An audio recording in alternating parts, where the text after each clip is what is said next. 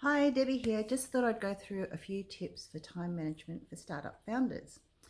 I think one of the easiest things you can do, and I'm not great at this, but if you can wake up early and have a routine.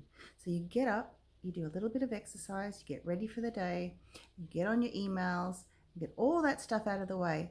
I find in the morning that I can think clearly and I'm just better at getting stuff done in the morning and it's nice and quiet. So that's a good tip to try and get up early and do that. Maybe go to bed a bit earlier, get a good amount of sleep because that's very important for your mental health. Another thing is do the most important thing, like eat the frog that Stephen that was talking about. Do the most important thing first thing in the morning, and then just get it out of the way, get it done, and off you go for the rest of the day. Another tip is in a whole week, you might want to chunk tasks together. And what I mean by chunk is if you have, say, you're going to have meetings, well, plan all your meetings for one day. So you want to get all the things that are similar tasks, all together in one chunk and do that all in one day.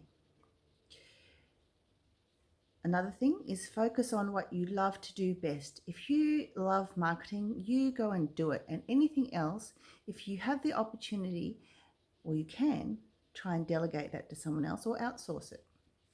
Because you are going to hate doing things that you don't want to do and it's just going to bring you down, and you want to try and stay as motivated as possible. So if it's possible, try and delegate it to someone else.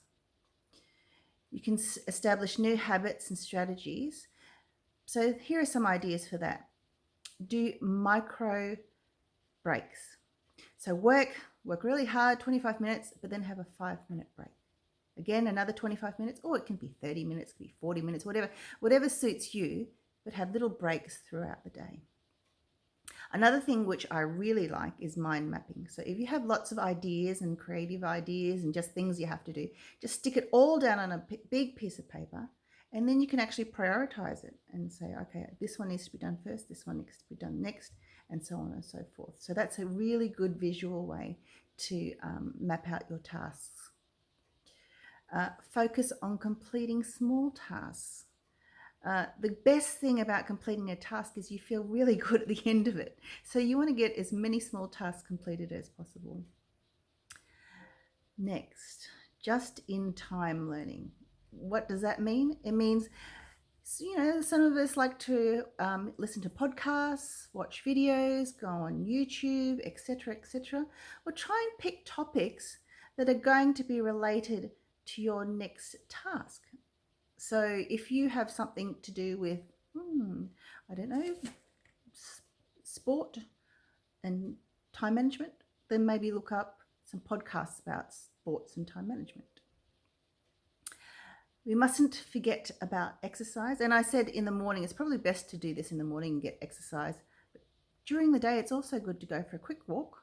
Just clear your head, just forget everything, clear your head, and you'll actually find things a lot clearer, or problems that you've been struggling with. It might come to you when you're going for a nice walk, breathing in fresh air and just clearing your head. The next thing is called the airplane days. Having airplane days. When you get on an airplane, there's no internet, there's no phone calls, there's no etc. bothering you. So schedule in some time in your week for an airplane day where you're tuning off your phone for a couple of hours. TV's not on, you're not getting any distractions, you're just getting the work completed. Eliminate tasks that aren't contributing. So if you're doing a million things, just have a look at what you're doing, and if there are things that really aren't helping you, then just cut them out. I know at one point that I was doing a lot of networking and it was incredibly draining. It was good. It's great to meet people. And in the beginning, it's really good to meet people, but make sure you're meeting the right people, and don't just go to any networking event. Make sure it's working for you. Another thing, now, I always multitask, but I multitask by doing one thing at a time. So I'll spend an hour or two on one thing, and then if I have to swap to another topic, then I'll spend the next 1 or 2 hours on that. So don't try and do it all at once. Your head will just get muddled up. Building relationships, super important. Can't stress that more. Build relationships in a social setting. You're relaxed, you might be having a drink, you're out coffee. Build those relationships with your team members and do it in a social setting. It's nicer, you're relaxed, they're not, you're not stressing that they're your boss. So in social settings, it's great to talk to someone higher up than you, someone who has, a higher stature than you, but you're learning at the same time. So, if you really need to get something done, you've got to speak to the mayor of the city. Do it in a social setting. Go up, say hello, and have a chat. And the last thing, and the most important thing, and this goes with everything, including pitching, keep it simple.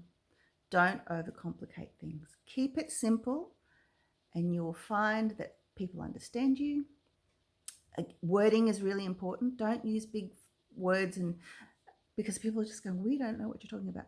Use simple words, simple presentations, and get your message across.